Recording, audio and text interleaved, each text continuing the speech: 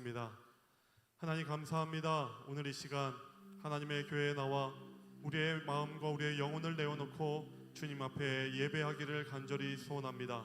하나님, 이 시간 살아계신 하나님의 말씀이 우리를 감싸게 하여 주옵시고 우리와 영원토록 함께 하시는 그 하나님의 존재가 나에게 말씀하시는 순간 응답하게 하여 주옵시며 그 말씀에 응답하여 하나님과 함께 살아감이 무엇보다 귀하며 소중한 삼척중앙교회 모든 성도들이 될 수 있도록 이 시간을 들어 축복하여 주시옵소서. 주 앞에 모든 것 맡겨드리며 예수님의 이름으로 기도합니다. 아멘. 할렐루야. 이 자리에 오신 여러분들을 주님의 이름으로 축복합니다. 우리 시간에 함께 찬양으로 주님께 영광 올리며 우리의 모든 신앙을 고백하기를 간절히 소원합니다. 함께 찬양하겠습니다.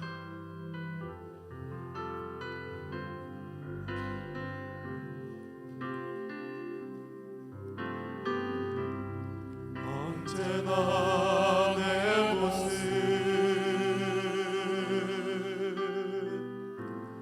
너무나 부끄러워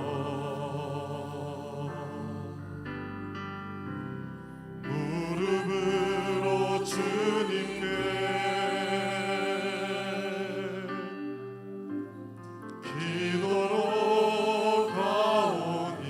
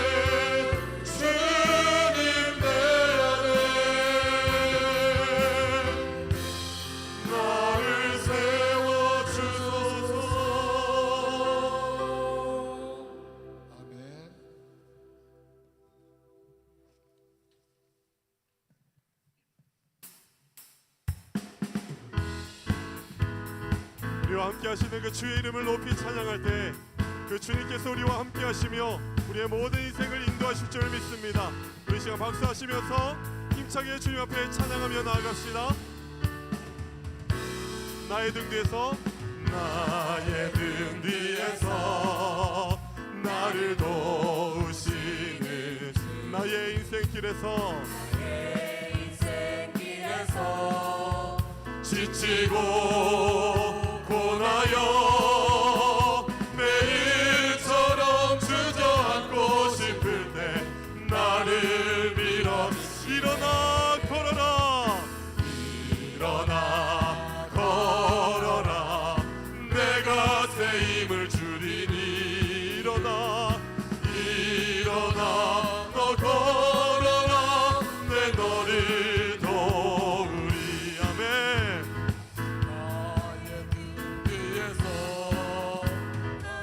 나의 등 뒤에서 나의 등 뒤에서 나를 도우시 평안히 길을 갈 때 평안히 길을 갈 때 보이지 않아도 지치고 고나여 넘어질 때면 다가와 손내 일어나 걸어라 일어나 걸어라 내가 새 힘을 주리니 일어나 일어나 너 걸어라 내 너를 도 나의 등 뒤에서 나를 도우시는 때때로 뒤돌아보면 주님 여전히 우리와 함께 하십니다. 계신 줄 잔잔한 미소로 바라보시며 나를 일어나 걸어라 일어나 걸어라 내가 새 힘을 주리니 일어나 일어나 너 걸어라 내 너를 우리 다시 한번 일어나 걸어라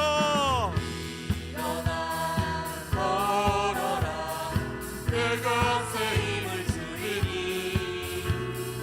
일어나 너 걸어라 내 너를 도울 주와 같이 길 가는 것 즐거우니라 우리 주님 걸어가신 발자취를 한 걸음 한 걸음 주 예수와 날마다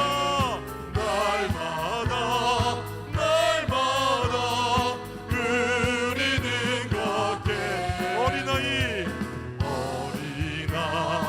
같은 우리 미련하고 약하나 주의 손에 이끌리어 생명길로 한 걸음 주 예수와 함께 날마다 우리는 것 꽃이 피는 들판이나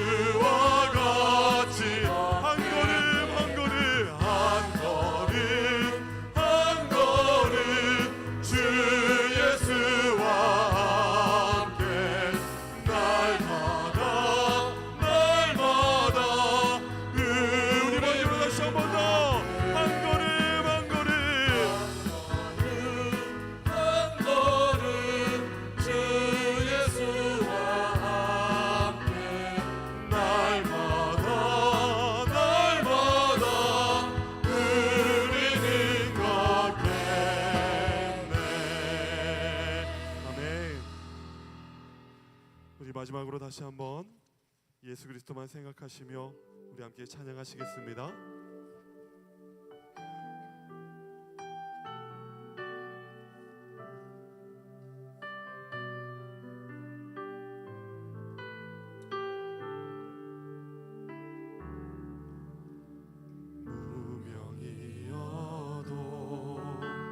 공허하지 않는 것은 예수 안에 난 만족하리라.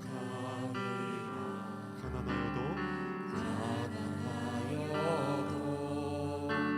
부족하지 않는 것은 예수 안에 오직 나는 부요함이라. 고난 중에도 견뎌낼 수 있는 것, 고난 중에도 견뎌낼 수 있는 것은 주의 계획 믿기 때문이라. 실패하여도 일어설 수 있는 것은 예수 안에 오직 나는 승리함이라.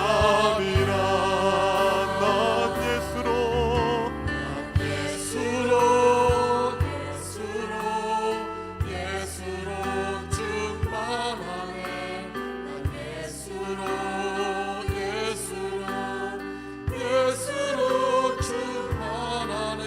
난 예수로 충만하네. 난 예수로 충만하네. 영원한 내 안에 살아계시네. 내 몸이 약해도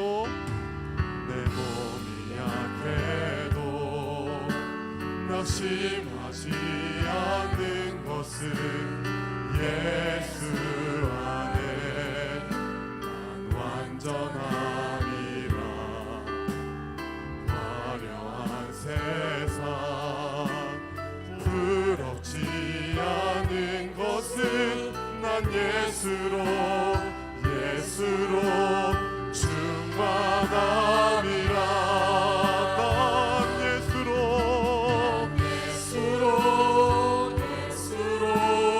예수로 충만하네. 세상 모든 것들도 부럽지 않네. 난 예수로 충만하네. 영원한 내 안에 살아. 다시 한번 더.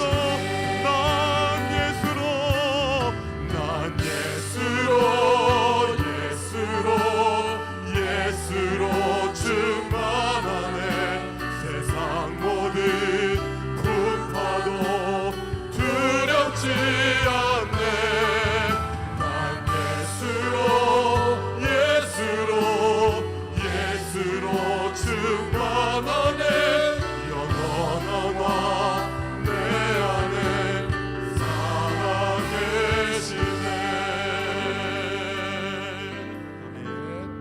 함께 자리에 일어나셔서 주님의 성령 함께 찬양하시며 예배로 나아가시겠습니다.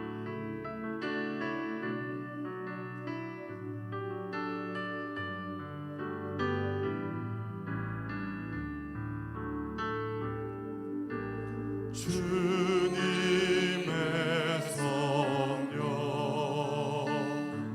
지금 이곳에 임하소서.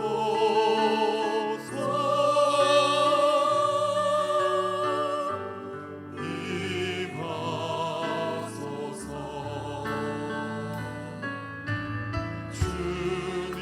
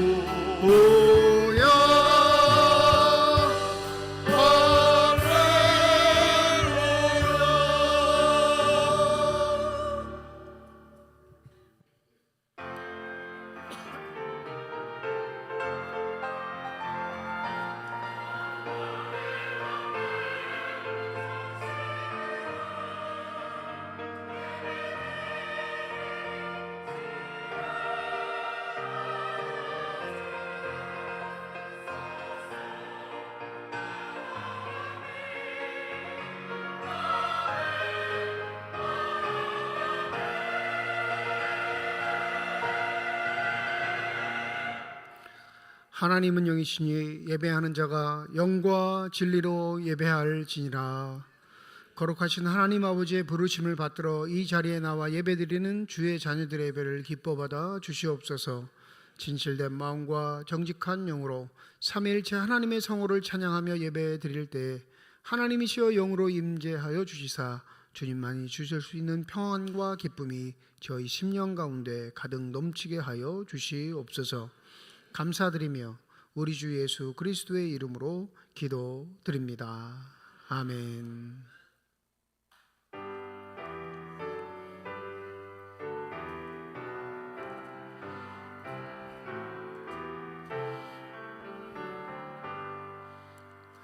다 찬양하여라 전능과 창조의 주께 내 영혼 주 찬양 평강과 구원의 주 성도들아 주 앞에 이제 나와 즐겁게 찬양하여라.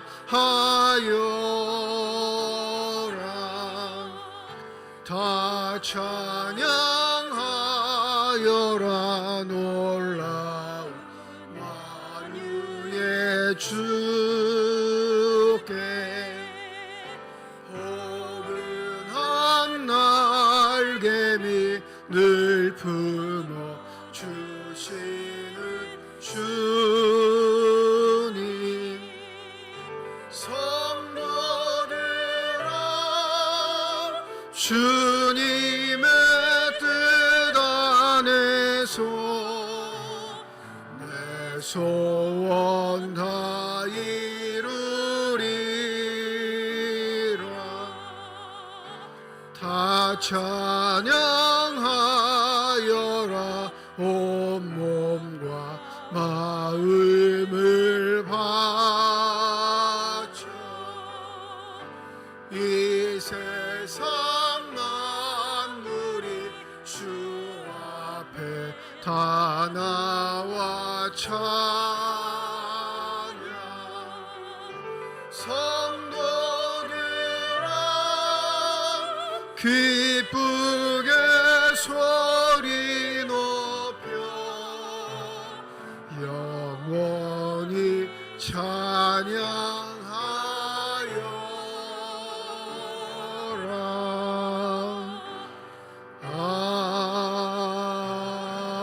아멘. 새 노래로 여호와께 찬송하라. 그는 기이한 일을 행하사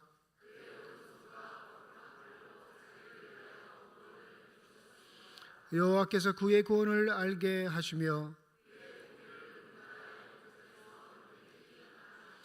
그가 이스라엘 집에 베푸신 인자와 성실을 기억하셨으므로 온 땅이여 여호와께 즐거이 소리칠지어다. 수금으로 여호와를 노래하라. 나팔과 호각 소리로 왕이신 여호와 앞에 즐겁게 소리칠지어다.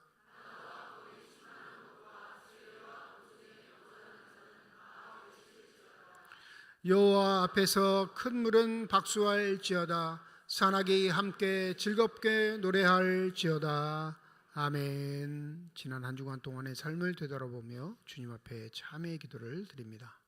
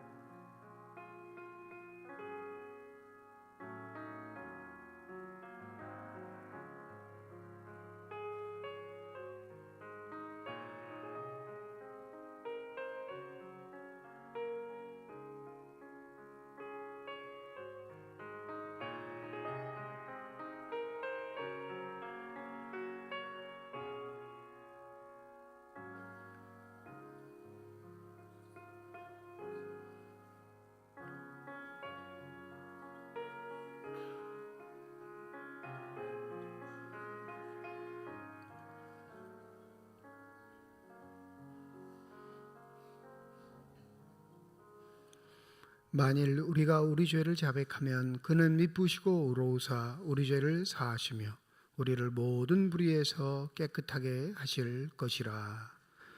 나는 전능하신 아버지 하나님 천지의 창조주를 믿습니다. 나는 그의 유일하신 아들 우리 주 예수 그리스도를 믿습니다. 그는 성령으로 잉태되어 동정녀 마리아에게서 나시고 본디오 빌라도에게 고난을 받아 십자가에 못 박혀 죽으시고 장사된 지 사흘 만에 죽은 자 가운데서 다시 살아나셨으며 하늘에 오르시어 전능하신 아버지 하나님 우편에 앉아 계시다가 거기로부터 살아있는 자와 죽은 자를 심판하러 오십니다. 나는 성령을 믿으며 거룩한 공교회와 성도의 교제와 죄를 용서받는 것과 몸의 부활과 영생을 믿습니다. 아멘.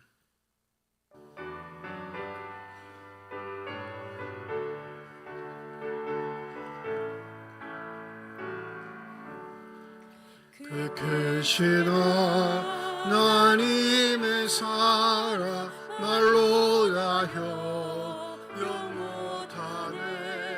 저 높고 높은 별을 넘어 이 낮고 낮은 땅 위에 죄범한 영혼 구하려 그 아들 보내사 화목죄는 삼으시고 죄 용서하셨네. 하나님 크신 사랑은 증량과 못하네. 영원히 변치 않는 사랑 성도여 찬양하세.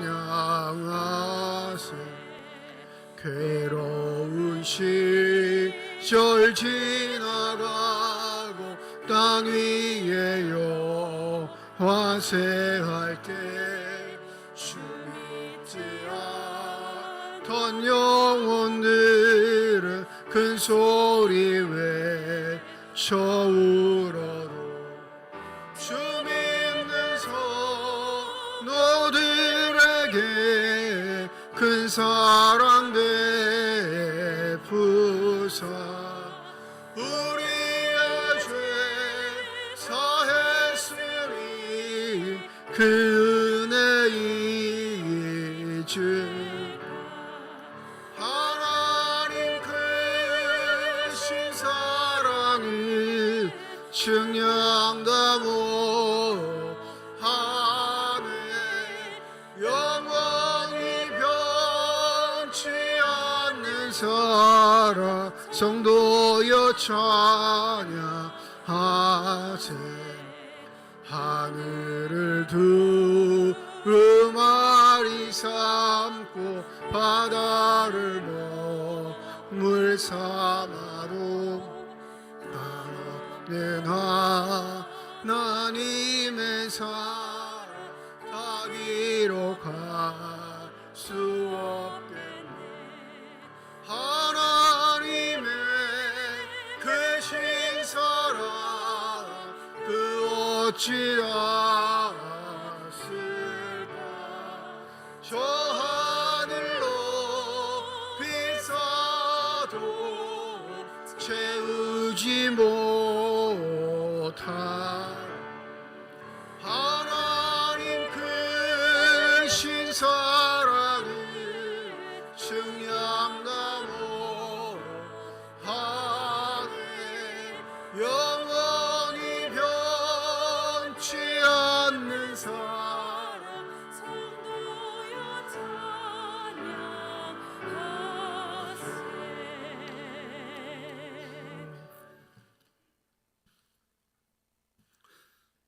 전능하신 아버지 하나님, 거룩한 성의를 허락하시고 죄 많은 저희들을 주님 전으로 불러주셔서 기도와 찬양으로 예배드릴 수 있게 하여 주시니 감사드립니다. 우리의 입술에 하나님의 말씀을 담게 하여 주셔서 우리의 입을 열어 하나님을 찬양하게 하여 주시니 그것 또한 감사드립니다.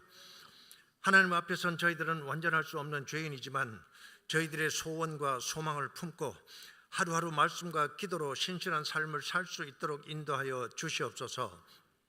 우리의 믿음을 다시 한번 결단하게 하시고 늘 기도를 통하여 하나님과 교통하며 하나님의 뜻을 분별하고 하나님의 계획으로 인하여 우리의 삶이 변화됨을 분명하게 체험하는 역사가 이루어지게 하여 주시옵소서.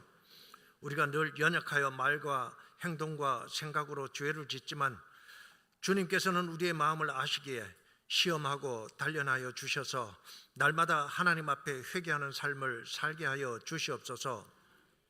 지난 여름 우리는 자연재해로 인하여 겪어보지 못했던 큰 가뭄을 마주했었고 유례없는 긴 가을 장마로 인해 큰 아픔을 겪었습니다. 앞으로도 평안하고 안전한 날만 있지 않다는 것을 압니다. 우리의 삶 가운데 힘들고 어려운 시간들을 보내야 할 때 항상 하나님의 인도하심과 넉넉한 사랑을 깨닫게 하여 주시고 작은 것에도 감사하며 지금의 일상을 소중히 여기게 하여 주시어서 지나왔던 시간들 속에서 하나님의 도우심을 기억하고 감사하는 성숙한 그리스도인의 모습을 갖길 간절히 원하옵나이다. 하나님 아버지, 우리 교회의 모든 성도님들이 주님 안에서 행복할 수 있기를 원합니다. 평강과 화평의 은혜를 각 가정에 내려 주옵시고 어르신들에게는 건강의 축복을 내려 주시옵소서. 또한 영아에서부터 청년에 이르기까지 교육 공동체에 속한 모든 이들이 예수님의 마음과 지혜를 닮아가게 하여 주셔서 하나님의 꿈이 모든 아이들의 비전이 되게 하시고 예수님의 인격이 아이들의 성품이 되어서 모든 아이들이 주님 주시는 선한 영향력을 펼치며 이 시대를 이겨내는 교회와 교육 공동체가 되기를 간절히 원합니다. 수능시험을 앞둔 수험생들을 위해 기도합니다. 지금까지 최선을 다한 만큼 시험의 결과로 인해 초조해하거나 불안해하지 않도록 저들의 마음을 평강 가운데 지켜 주옵소서.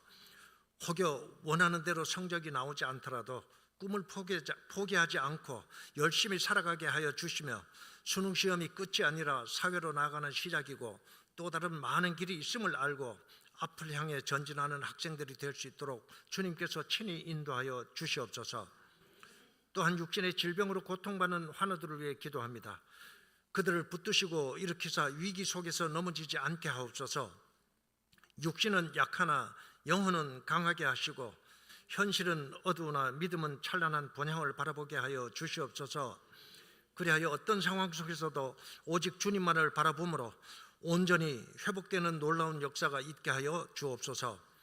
오늘도 말씀을 선포하시기 위해 단 위에 서신 목사님께 성령 충만하심과 육신의 강건함을 더하여 주시어서 말씀을 선포하실 때에 온전한 하나님의 음성이 되게 하셔서 모든 성도들이 감사와 확신으로 결단하는 복된 시간이 되게 하여 주시옵소서.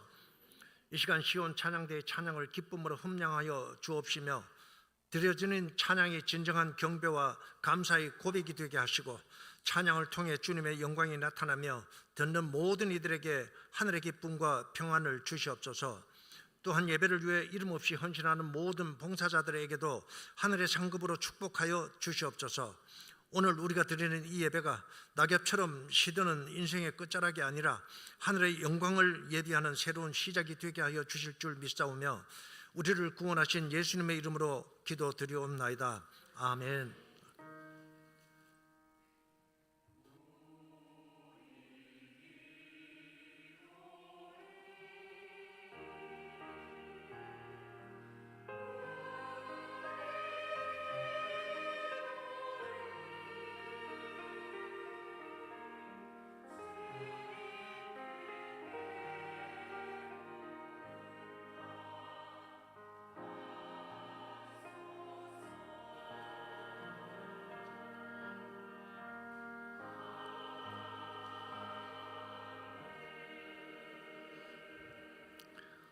성령 강림 후 22번째 주일 우리에게 주신 하나님의 말씀입니다. 구약성경 시편 17편 1절에서 9절 말씀, 신약성경 누가복음 20장 27절에서 38절까지의 말씀입니다. 다 함께 자리에 일어나 하나님의 말씀을 받겠습니다.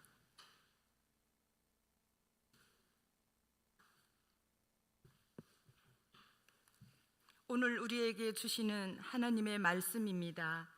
여호와여 의의 호소를 들으소서. 나의 부르짖음에 주의하소서. 거짓되지 아니한 입술에서 나오는 나의 기도의 귀를 기울이소서. 주께서 나를 판단하시며 주의 눈으로 공평함을 살피소서. 주께서 내 마음을 시험하시고 밤에 내게 오시어서 나를 감찰하셨으나 흠을 찾지 못하셨사오니 내가 결심하고 입으로 범죄하지 아니하리이다. 사람의 행사로 논하며 나는 주의 입술의 말씀을 따라 스스로 상가서 포악한 자의 길을 가지 아니하였사오며 나의 걸음이 주의 길을 굳게 지키고 실족하지 아니하였나이다. 하나님이여 내게 응답하시겠으므로 내가 불렀사오니 내게 귀를 기울여 내 말을 들으소서. 주께 피하는 자들을 그 일어나 치는 자들에게서 오른손으로 구원하시는 주여, 주의 기이한 사랑을 나타내소서. 나를 눈동자같이 지키시고 주의 날개 아래 그늘 아래 감추사 내 앞에서 나를 압제하는 악인들과 나의 목숨을 노리는 원수들에게서 벗어나게 하소서.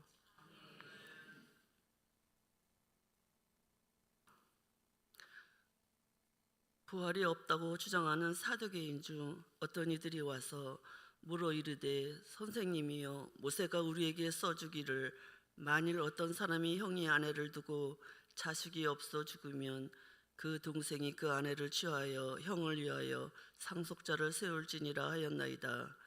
그런데 7형제가 있었는데 마지가 아내를 취하였다가 자식이 없어 죽고 그 둘째와 셋째가 그를 취하고 7이 다 그와 같이 자식이 없이 죽고 그 후에 여자도 죽었나이다.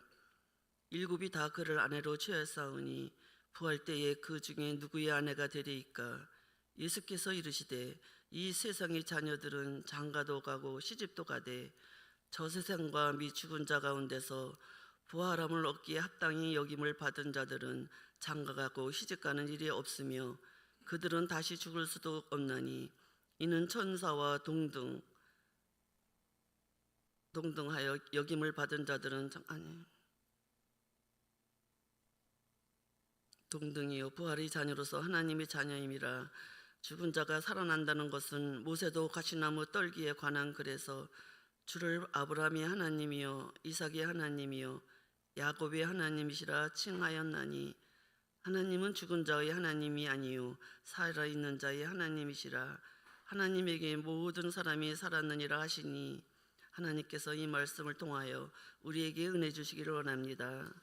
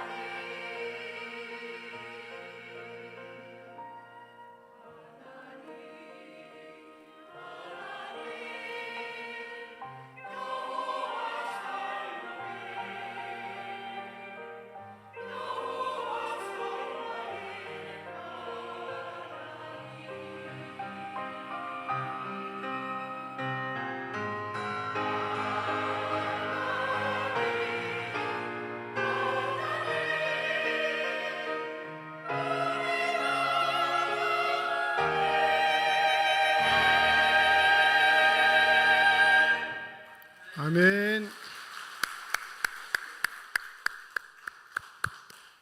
기도하겠습니다.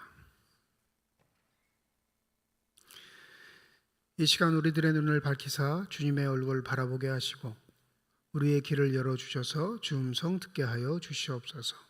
닫혀진 우리의 심령의 문이 성령의 은혜 가운데 활짝 열려지게 하여 주셔서 하나님 아버지 마음속에 품고 계시는 기쁨과 평안과 만족이 넘치는 복된 시간이 되게 하여 주시옵소서.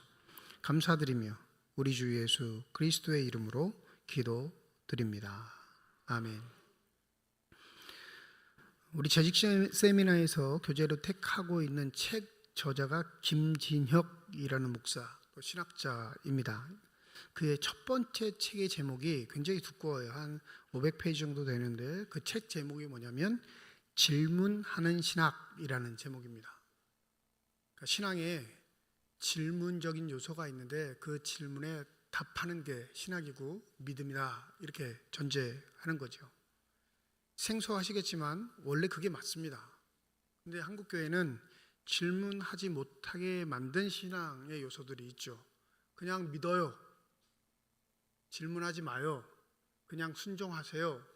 이게 우리 한국교회 전통이 돼서 신앙적으로 여러 가지 어려움들, 삶의 자리에서 생기는 질문들을 해소할 수 없이 그냥 묵묵히 자기 스스로 감내해온 신앙의 세월들이 있었습니다.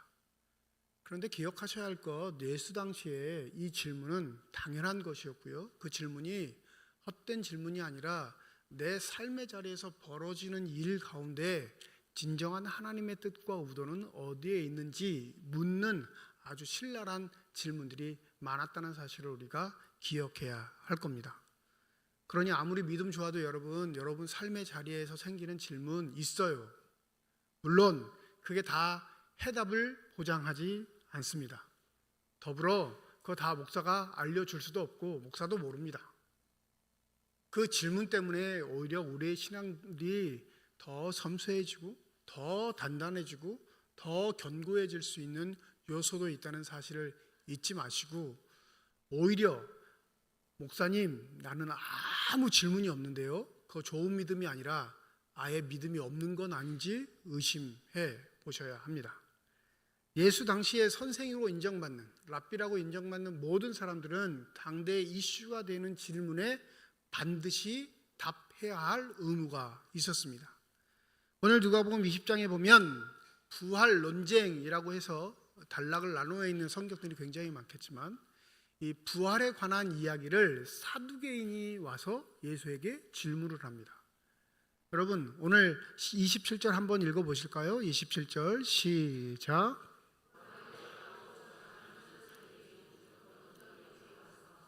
부활이 없다고 주장하는 사두개인들이라고 아예 정의를 딱 하는데 와가지고 이제 질문을 하는 거죠. 자, 부활이 없다고 하는 사두개인들, 이 성경적인가요? 비성경적인가요? 무슨 근거로 그렇게 말씀하시죠? 사두개인들은 부활이 없다고 믿는 것, 성경과 상관없이 자신들이 그냥 사고하고 판단하고 결정해서 부활이 없어 이렇게 결정을 했을까요? 아니면 말씀에 근거해서 부활이 없다 판단했을까요?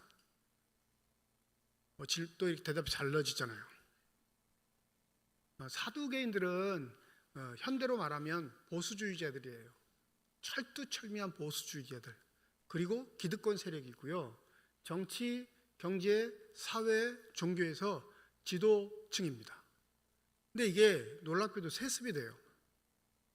제사장 가문에서만 이룰 수 있는 세습을 제사장 전통의 가문이기 때문에 학자들이 추측하기엔 이 사두개인이라고 명명된 것, 이게 자신의 신분이 아니고 그냥 그런 분파일 뿐인데, 이게 아마 사독 제사장 계열의 후손들이 예수 시대 바로 전에 와서 이 유대 독립 전쟁을 일으키거든요. 유대 전쟁이 일어나요. 로마 제국이 항거하면서. 그때 갑자기 부상하게 된 사람들을 통칭해 사두개인이라는 말이 붙은 게 아닐까 이렇게 추측합니다. 이들이 주장하는 말씀의 진리, 온전한 하나님의 말씀은요, 기록된 모세 오경이에요. 창세기부터 신명기까지가 완벽한 하나님의 말씀이라고 믿는 사람들. 그러니까 이 사두개인들은 뭘 근거로 사냐면 이 토라라고 하는 창세기부터 신명기의 말씀을 문자 그대로 믿고 문자 그대로 지키며 살아갑니다. 그러니 쉽게 조롱당하거나 손가락질 당하거나 혐오의 대상이 될 수 없는 어마어마한 존재들이에요. 그러면 부활이 없다고 주장하는 건 그들의 생각일까요?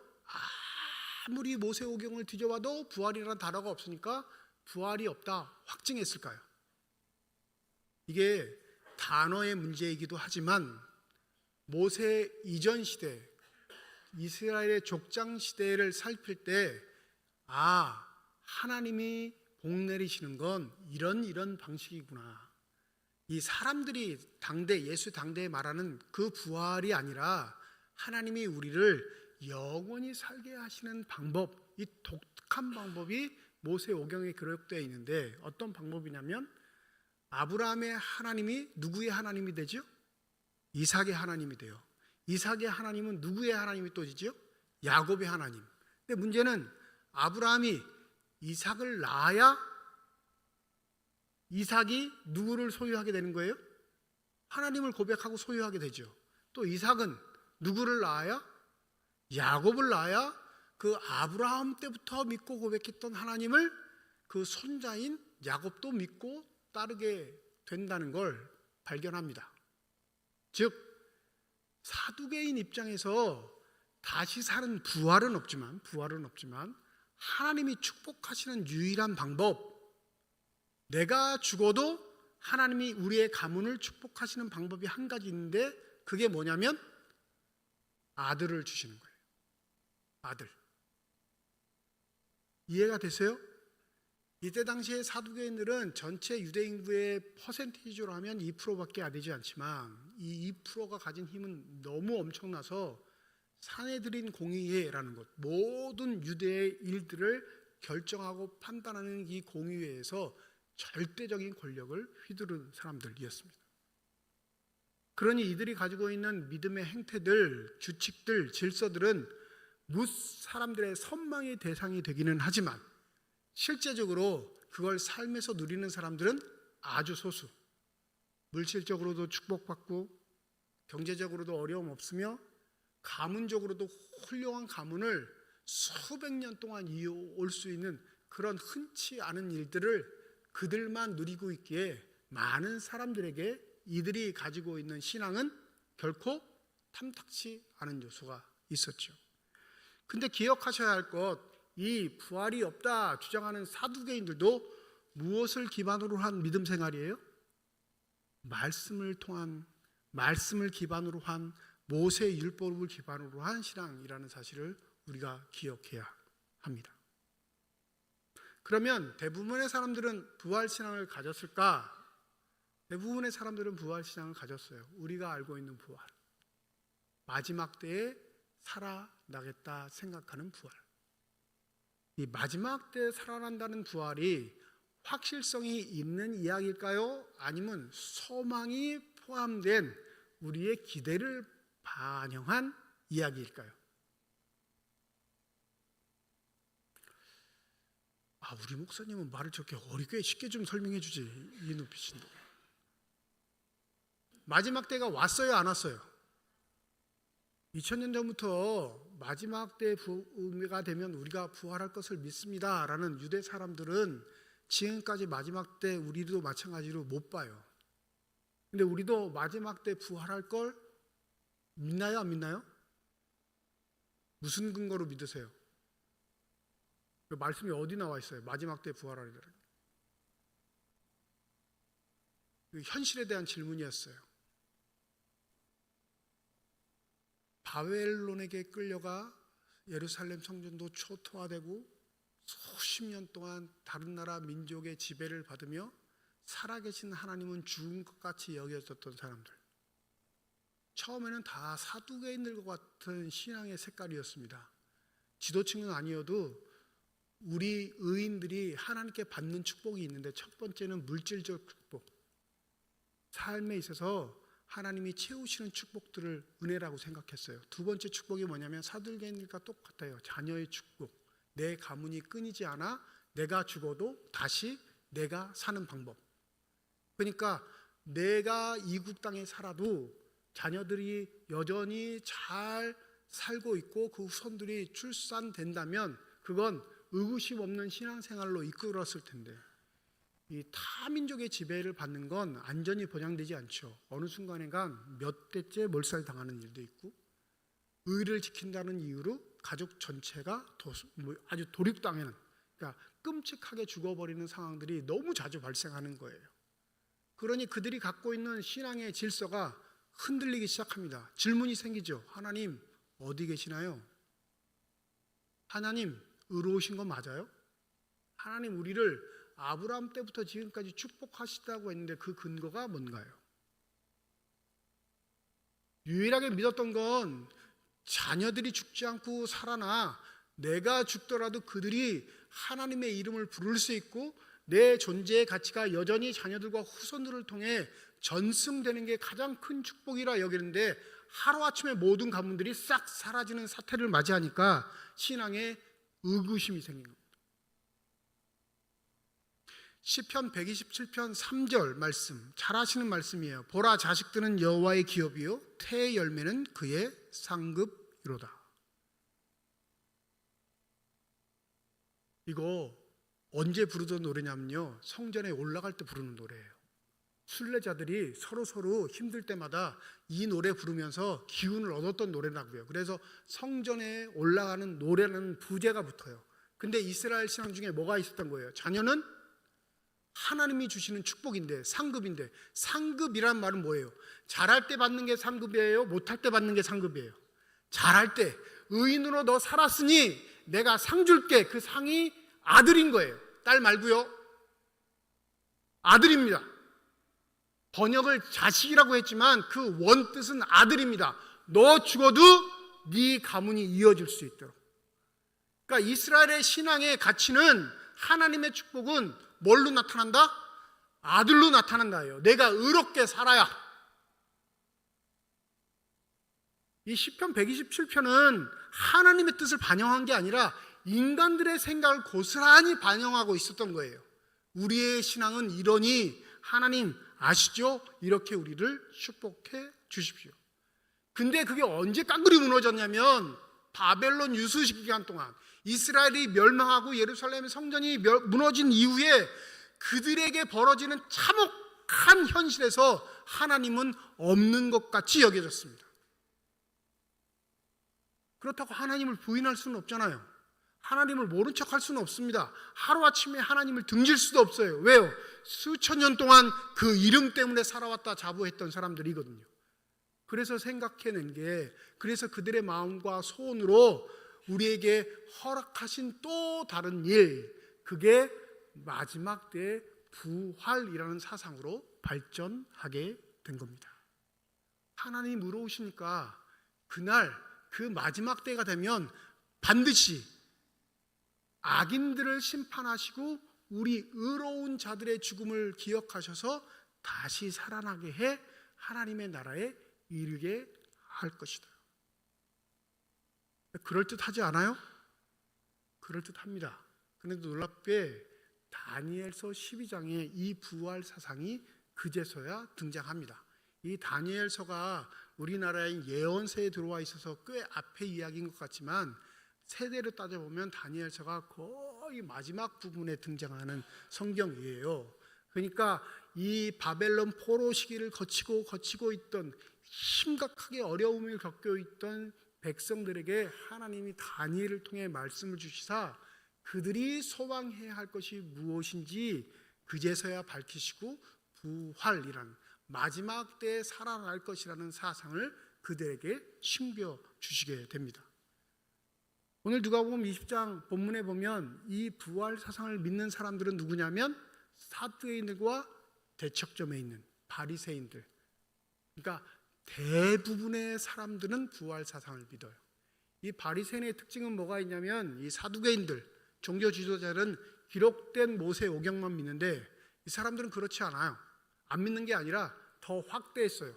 기록된 하나님의 말씀뿐만 아니라 그 말씀을 해석한 문헌들, 또 해석뿐만 아니라 전해져 첨가됐던 구전 전승들까지 다 하나님의 말씀으로 여기고 굉장히 폭넓은 시각으로 하나님의 말씀을 해석하고 판단했던 사람입니다. 요즘 현대말로 하면요, 진보주의자들. 사두개인들은요, 보수주의자. 그러니까 사두개인들이 등장해서 바리새인들을 비난할 수밖에 없었던 건 등장한 예수의 신앙도 보니까 이거 바리새인하고 똑같거든요. 사두개인들이 보기에는 예수는 바리새인일 뿐이었어요. 근데 예수가 누구랑 제일 많이 싸우셨죠? 바리새인들하고 제일 많이 싸웠거든요. 성경에서 사두개인들이 예수와 딱 맞닥뜨린 건 이 사건 한 번이 유일합니다. 없어요. 마태, 마가, 누가복음에 이 사두개인과 하는 부활 논쟁이 다 등장하는데 그 딱 한 번뿐이에요. 대부분 예수는 누구랑 싸워요? 바리새인들. 비슷하니까 싸우는 거예요. 사두개인이 보기엔 예수도 바리새인인 거예요. 부활을 찬성하는 사람, 마지막 때의 부활을 찬성하는 사람. 자, 이 부활이 중요할 수밖에 없는 건 그들의 삶의 방향, 가치, 태도, 모든 것들을 정하는 유일한 근거가 되기 때문에 그렇습니다. 자, 사두개인들은 이렇게 말한다고 했죠. 사람이 죽는 순간 영혼과 몸도 죽어서 그 다음 세계는 없어요. 기억하세요. 하나님 말씀을 믿지 않는 사람들이 아니라 철두철미하게 믿는 사람들인데 자신들이 죽는 순간 끝이에요. 영혼도 몸도 다시 사는 일이 없고 그냥 싹 사라져요. 그러면 내가 유일하게 사는 방법 뭐라고요? 아들 낳는 거. 그래서 오늘 본문에 등장하는 이 이야기를 예수가 꺼내시는 겁니다. 한번 37절 한번 읽어보실까요? 37절입니다. 시작.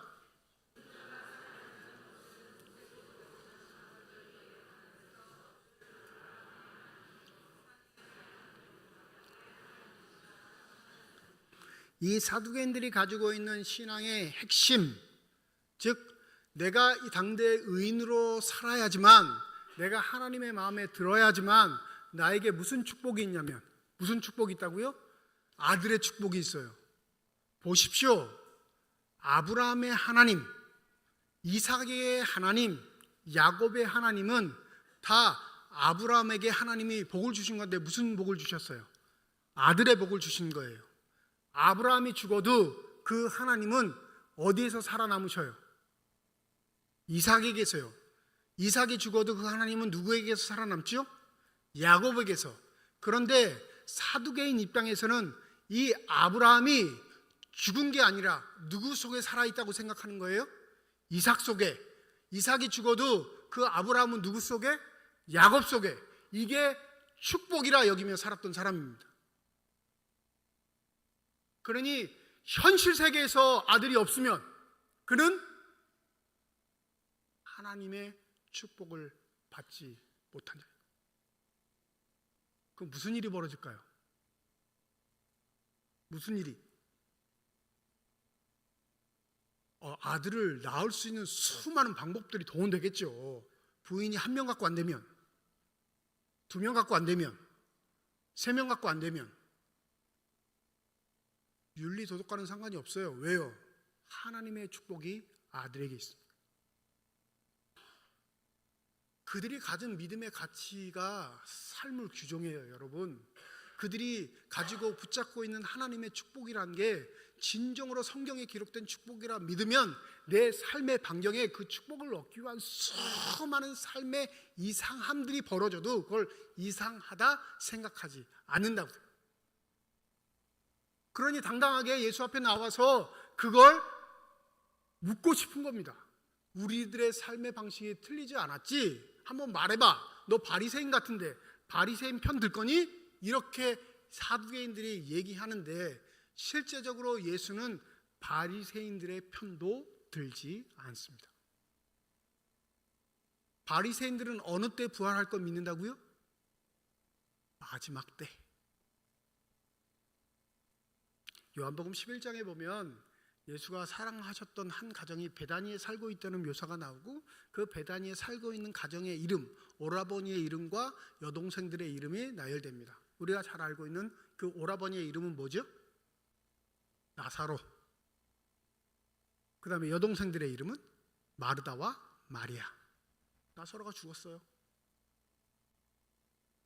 그래서 꾸물꾸물 대다가, 일부러 안 가는 척 꾸물꾸물 대다가 다 죽은 다음에 나사로가 죽은 소식이 들린 이후에 이 베다니를 찾아갑니다.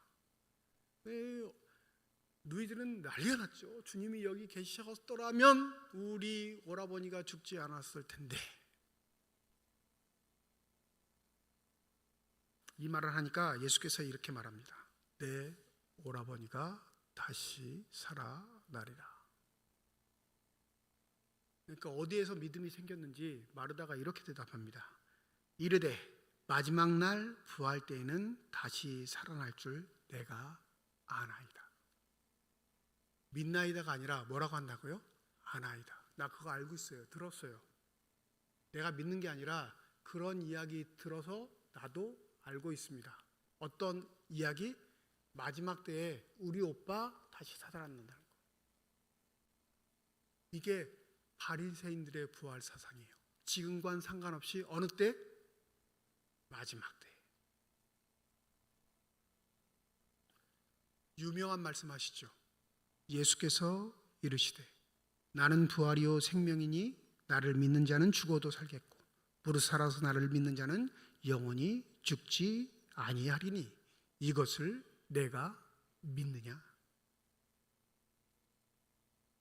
마지막 때에 내가 부활할 것을 압니다 라고 대답했던 마르다에게 예수는 뭐라고 하신다고요? 내가 믿느냐? 무슨 부활이요? 지금 당장 죽어도 사는 삶, 살아서 영원히 죽지 않은 삶이 나에게 있는데 그것 믿느냐 물으죠. 바리새인이 가지고 있는 부활 사상이 아닌 예수에게 허락하신, 하나님께서 예수에게 맡겨놓으신 말씀의 은혜는 예수로 말미암아 영원히 죽지 않는 삶이 마지막 때가 아니라 지금 시작되었다 선언하십니다. 믿으십니까? 근데 아는 정도로만 그치는 분이 계시죠. 아는 것과 믿는 것은 천지 차이예요. 우리의 삶의 자리에 이 믿음의 본이 없는 건 아는 것으로, 듣는 것으로, 그것으로 그쳐버렸기 때문에 그렇습니다. 예수께서 말씀하신 이 살아있는 자의 하나님이라는 개념, 다른 말로 하면 영원히 죽지 않는 하나님의 자녀의 하나님으로서의 개념은 바로 이 예수의 의미심장한 말 속에 숨겨져 있습니다. 사람이 유일하게 취할 수 있는 태도, 이 사두개인들처럼 정성을 다해 그들이 의롭게 살아야 얻을 수 있는 유일한 영생의 태도가 자녀를 위한 전승이라면 예수는 거기에 반대하시고 지금 당장 너희에게 주어진 영생의 삶이 예수 속에 있다라는 사실을 우리에게 선언하십니다. 새로운 피조물로서 살아갈 수 있는 놀라운 삶이 우리에게 이미 주어졌음을 예수가 선언하고 계시는 겁니다.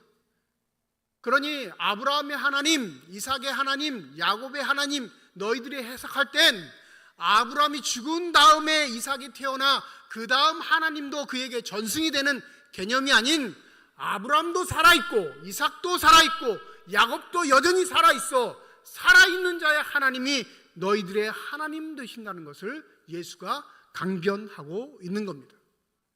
말씀을 호도하지 마라. 말씀을 왜곡하지 말고 말씀을 너희들의 옷에 끼워 맞추듯 살지 말고 그 말씀의 본질이 무엇인지 하나님 앞에 묻고 기도할 때 하나님은 반드시 생명의 기운으로 너희들에게 응답하실 것을 예수는 강조하고 있는 겁니다. 여러분, 예수 믿는다고 병 안 걸리면 예수 다 믿죠. 그거만큼 쉬운 전도 방법이 어디 있어요? 근데 생각해 보세요. 하나님이 그걸 못 하셔서 안 하실까요? 할 필요가 없어서 안 하실까요? 목사님 2개 다 싫은데요. 좀 하시면 안 될까요? 이런 표정이신데. 아니 생각해 보세요. 이 어마어마한 복음의 말씀을 굳이 왜 어려운 방법을 쓰실까? 그죠? 나 같은 사람을 택하셨을까? 여러분은 그런 생각 안 하세요? 나 말고 좀 똑똑한 사람을 택하셨으면 더 전도가 잘 될 텐데. 아주 쉬운 방법도 있잖아요. 예수 믿는 사람들 모든 일이 다 잘 되게 하면 예수 믿는 사람이 이 세상에 줄어들까요? 늘어날까요? 아주 편한 방법이 있단 말이에요. 다른 방법도 있어요. 뭐 예수 믿는 사람만 안 죽게 만들면. 장례식 하는 병원들이 제일 싫어하겠죠.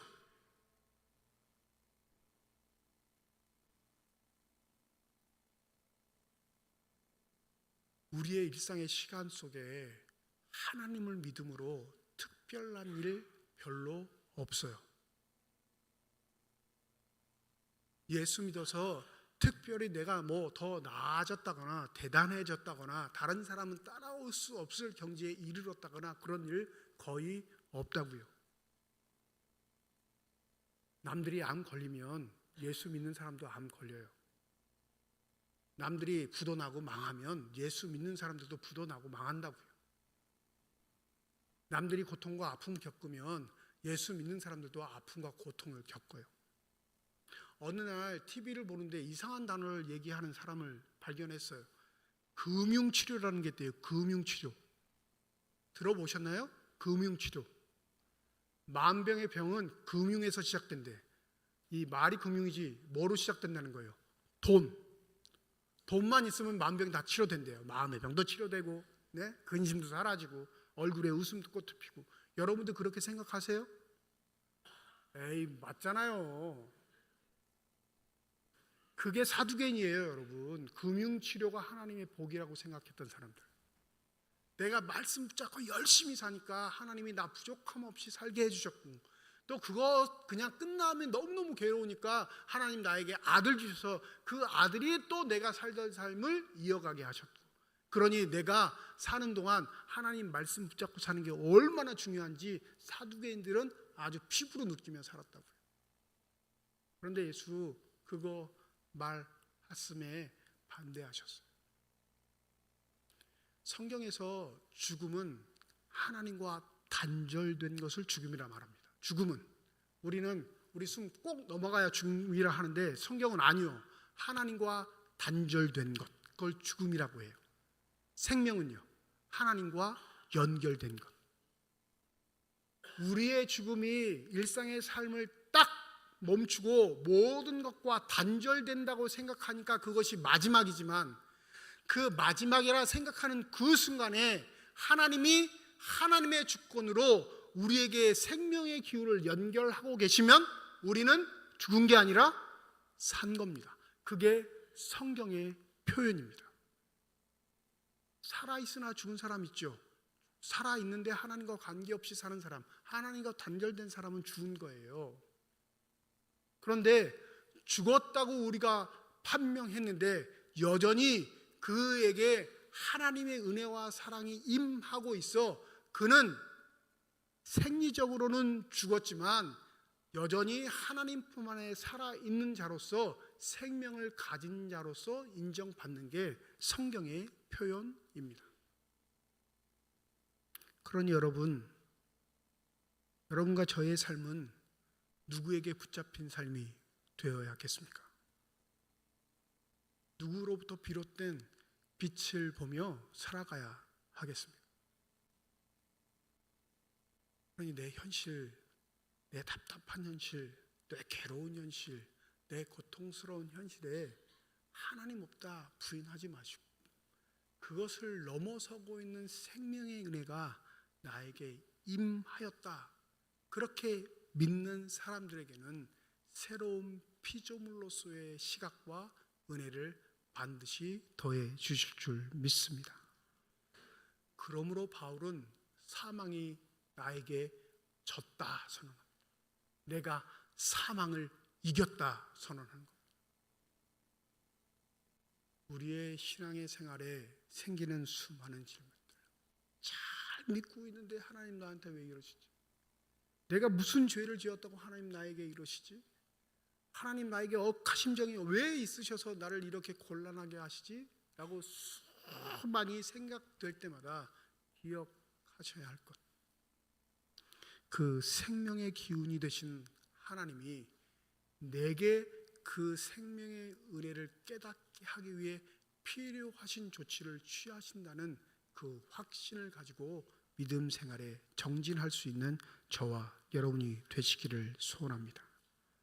바울은 고린도후서 3장 17절에 주의 영이 주는 영이시니 주의 영이 계신 곳에는 자유가 있느니라 말합니다.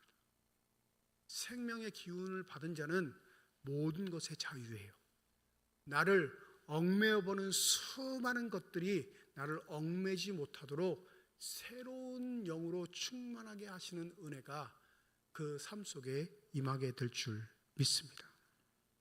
때로는 치료의 기쁨을 통해서 하나님 살아계심을 누리기도 하지만 때로는 그 기도가 응답되지 않아 하나님의 부르심을 받을 때도 있습니다. 그 눈앞에 벌어지는 현상 때문에 왈가왈부하기보다 내가 하나님의 생명에 여전히 붙어 있는가를 더 깊이 묵상하셔서 이 사두개인과 바리새인들의 논쟁을 넘어선 새 피조물로서의 정의를 하신 예수의 생명이 나에게 있음을 잊지 마시고 그 은혜 가운데 살아가실 수 있는 저와 여러분이 되시기를 주님의 이름으로 축원드립니다. 기도하겠습니다.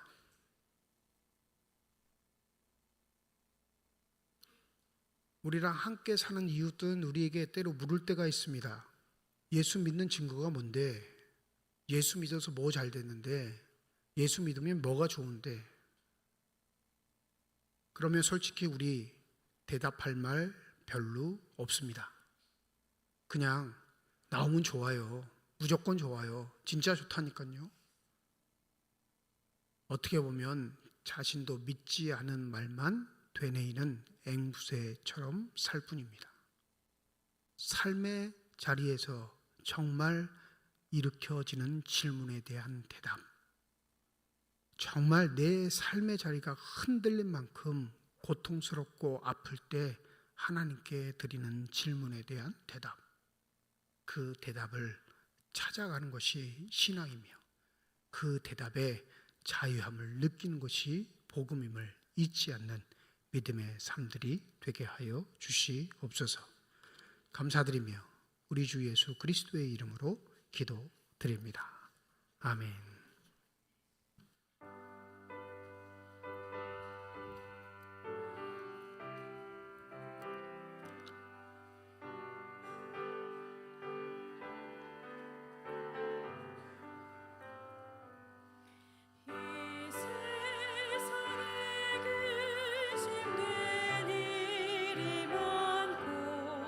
참 평안을 몰랐구나.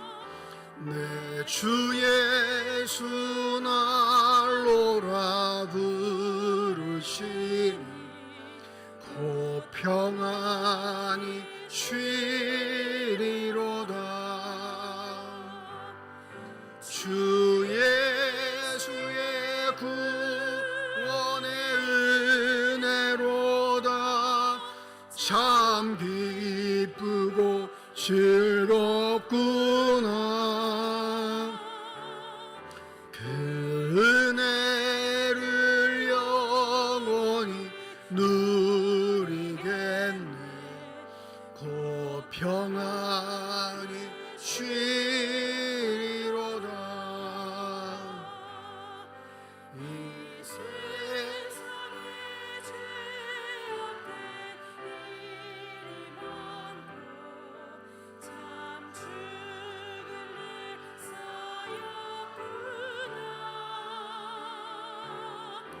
내 주 예수 날 건져 주시오.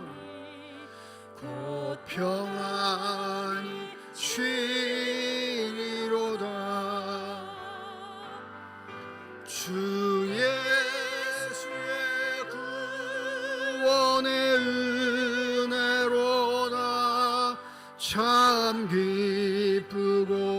즐겁구나. 그 은혜를 영원히 누리겠네. 곧 평안히 쉬리로다.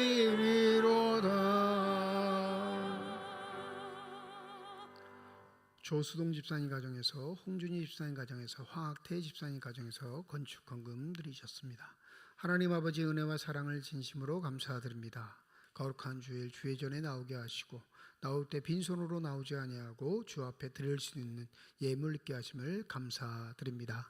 이 예물 쓰여지는 곳 하나님의 사랑이 널리 증거되게 하시고 하나님의 이름으로 심겨져 하나님께서 원하시고 뜻하시는 열매들만 가득 맺혀질 수 있는 복된 예물 되게 하여 주시옵소서. 예물 드리며 기도의 제목을 담아 드리는 손길과 과정 주님께서 하십니다. 우리의 기도에 응답하시는 하나님, 우리와 함께 하시겠다 약속하신 하나님, 주님의 자녀들의 삶의 자리에 늘 함께 하여 주셔서 저들의 삶의 자리에 어떤 위기와 역경과 어려움이 오더라도 주님 부인하지 않고 주님을 올곧게 바라보며 믿음 생활을 할 수 있는 귀한 사람들 될 수 있도록 성령의 충만함을 더하여 주시옵소서. 우리의 믿음 우리에게만 맡겨두지 마시고 허락하신 영을 통해 우리가 순종할 수 있도록 서로서로 지켜보며 서로서로 살피며 서로서로 섬기며 살아갈 수 있는 믿음의 공동체 이루게 하여 주셔서 다 함께 주님의 나라를 위해 우직하게 한 걸음 한 걸음 전진할 수 있는 축복된 삶들이 우리 삼척중앙교회 모든 교우들 삶 속에 임하게 하여 주시옵소서. 시온 앙상블을 비롯한 시온 찬양대 예배위원들을 기억하여 주시옵시고 교회 학교 교사를 비롯한 모든 재직회 부서들을 축복하여 주셔서 주의 몸된 교회를 위해 수고하고 헌신하는 저들에게 성령의 은혜 더하여 주시사 늘 한결같게 하시고 겸손하게 하시고 모든 일을 주께 하는 사람들 되게 하여 주셔서 하나님이 더욱더 칭찬하는 복된 삶들 되게 하여 주시옵소서. 병상에 누워있는 환우들 또 그 환우들을 돌보는 가족들 주님 아십니다. 그 생명의 손길로 한부에 안수하여 주셔서 저들의 질병, 고통, 아픔이 치유되게 하여 주시옵시고 더욱더 육적으로 영적으로 강건하여져 주님을 깊이 사랑할 수 있는 믿음의 사람들로 우뚝 서게 하여 주시옵소서. 이번 주 목요일 수능고사를 앞두고 있는 수험생들과 가족들 기억하여 주시고 불안해하거나 떨리지 않게 하여 주실 뿐만 아니라 담대함 주시는 하나님의 뜻 가운데 여태껏 익히고 배웠던 모든 것들을 아름답게 복되게 풀어낼 수 있는 귀한 지혜의 날이 되게 하여 주시옵소서. 우리의 인생길을 인도하시는 것처럼 우리의 자녀들의 인생길도 아름답고 복되게 인도하실 줄 믿습니다. 하나님의 나라를 사모하는 자들로서 아름답게 성장케 하여 주시옵시고 우리보다 더 많이 더 넓게 더 아름답게 주의 일을 감당할 수 있는 복된 자녀들이 다 될 수 있도록 축복하여 주시옵소서. 감사드리며 우리 주 예수 그리스도의 이름으로 기도드립니다. 아멘. 우리 함께 인사하겠습니다. 하나님의 축복이 여러분과 함께. 네, 감사합니다. 옆에 분과 인사하시죠. 하나님의 축복이 옆에 계신 분과 함께. 네. 오늘 1부, 2부로 예배는 드리는 주일이었고요. 다음 주일은 우리 1부, 2부 예배와 오후 2시 오후 찬양 예배로 모이도록 하겠습니다. 다음 주일 오후 찬양 예배는 권사의 헌신 예배로 드리게 됩니다. 우리 권사님들 잘 준비해 주시고 또 많은 분들 오셔서 함께 헌신의 마음으로 예배 드려주시면 감사하겠습니다. 주보에는 기재되지 않았는데 오늘 원래 주간이죠. 2부 예배 마친 후에 각 기간별로 원래 모이도록 하겠습니다. 등록하시면 남성교회, 여전도회가 다 배치되는데 무시하지 마시고 함께 등록하셔서 교제도 나누시고 또 좋은 일도 하셨으면 합니다. 오늘 각 기관 원리에 잘 진행될 수 있도록 우리 회장단 임원들이 잘 준비하셔서 진행해 주시면 감사하겠습니다.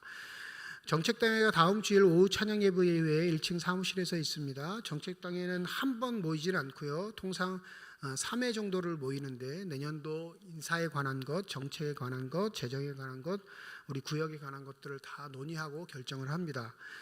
장로님들, 목사님들에게만 맡겨놓지 마시고 여러분 기억나실 때마다 이 정책당에 잘 마무리될 수 있도록 잘 기도로 준비해서 내년 사업들 잘 이루어갈 수 있도록 여러분들도 함께 기도해 주시면 감사하겠습니다. 대신방 11일 화요일 근덕구역이고요. 13일 목요일 동해 3구역입니다. 수능 기도회가 이번 주 목요일 오전 9시 본당에서 시작됩니다. 낮 12시까지 진행이 되고요. 예전에는 오후 늦게까지 했는데 너무 힘들어 하시고 지치셔서 몇 년 전부터는 그냥 딱 점심시간 맞춰서 기도회는 끝나고 오후 시간에는 자유롭게 기도하실 수 있도록 학부모님들도 기도하시고 또 기도하실 분들은 더 기도하실 수 있도록 그렇게 진행하고 있습니다. 교회에서 준비한 건 오전 9시에서 시작해서 12시에서 끝나는 그런 기도회입니다. 시간 되시는 분들 꼭 9시에 맞춰서 못 나오시더라도 10시도 11시도 상관없으니까 시간 되시는 시간대로 나오셔서 함께 기도에 힘을 보태주시면 감사하겠습니다. 수험생 명단 실어드렸습니다. 수능을 보는 친구들도 있고 이미 수시 다 전형이 합격돼서 안 보는 친구들도 있지만 어차피 똑같은 수험생들이니까 함께 마음을 모아서 기도해 주시면 감사하겠습니다. 오늘 주보에 2020년 각 부서 봉사자 지원서를 넣어드렸습니다. 봉사 희망부서 신청서에 표기하셔가지고 사무실이나 교역자들에게 제출해 주시면 우리 당에서 여러 가지 사안들을 심의하고 결정해서 우리 12월 첫째 주에 재직들 임명할 때 각 봉사자들 임명하도록 하겠습니다. 아시죠? 작년부터 우리가 12월 연말까지를 한 해기로 해서 1월 첫 주가 새롭게 시작되니까 원래는 12월 첫 주에 재직들하고 일꾼 임명한 다음에 그 새롭게 임명된 일꾼들이 내년도 예산 심의나 내년도 정책 결정에 의견들을 제출할 수 있도록 우리가 조금 바꿨어요. 그러니까 여러분들 각 봉사 부서마다 미리미리 신청해 주셔서 당회가 그걸 잘 판단해 가지고 발표할 수 있도록 여러분들이 협조해 주시면 감사하겠고요. 많이들 건의가 나와요. 목사님 한 개 부서만 봉사하면 안 될까요? 그게 참 좋죠. 한 개 부서만 봉사하고 겹치지 않으면 힘도 안 들고 참 좋으니까. 근데 왜 이게 안 되냐면 일하는 사람들 때문에 안 될까요? 일 안 하는 사람들 때문에 안 될까요? 그러면 일을 안 하는 사람들이 마음이 찔려야 할까요? 일하는 사람들이 마음에 찔려야 할까요? 네. 근데 어떻게 이상하게 일하는 사람들이 마음에 찔려야 해요. 그러니까 방관자로 계지 마시고 어쩌든지 나를 이 교회에 보내신 건 이 교회를 아름답게 세우시기 위함이니까 내가 할 수 있는 영역 안에서 기도해 보시고 우리 뭘 봉사하겠습니다 라고 결정하셔서 지원하시면 되겠습니다. 한 주 만에 결정하라는 건 아니고요. 충분히 기도해 보시고 여러분 결정해 주시면 감사하겠습니다. 성경 공부 모임 화요일 오후반, 금요일 오전반 진행합니다. 재직 세미나 이번 주 금요일 저녁 8시 지하 예배실에서 있습니다. 성지순례 참가자 모집하고 있습니다. 문의하실 게 있으시면 우리 이동식 목사님께 문의하시면 되겠습니다. 삼척시 기독교연합회 정기총회가 오늘 오후 4시 소명교회에서 있습니다. 동해교회 김봉식 목사님 위임 감사 예배가 오늘 오후 3시 30분 동해교회에서 있습니다. 강원 동네 남순교회 연합회 정기총회 이번 주 토요일 오전 10시 30분 동해 제일교회에서 있습니다. 지난주 하순난 성도님 이편한 구역이신데 시어머니 별세하셔서 7일 장례를 마쳤습니다. 우리 보시면 위로해 주시면 감사하겠습니다. 이제 다 함께 자리에 일어나셔서 결단 찬양 하나님께 드리겠습니다.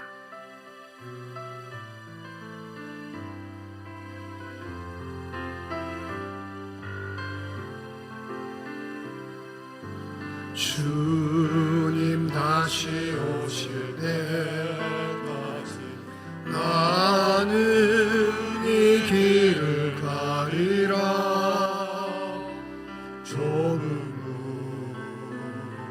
좁은 길 나의 십자가 지고 나의 가는 이 길 끝에서 나는 주님을 보리라. 영광의 내 주님 나를 맞아주시리. 주님 다시 오실 때까지 나는 일어나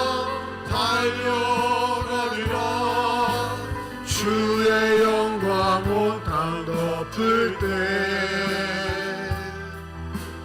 나는 일어나 노래하리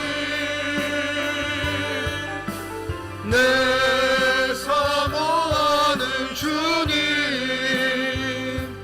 온 세상 구주시라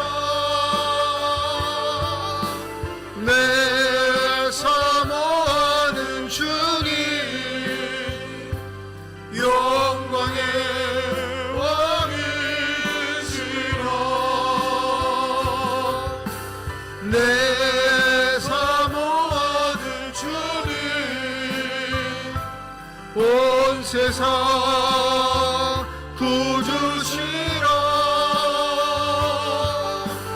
내 사모하는 주님 영광의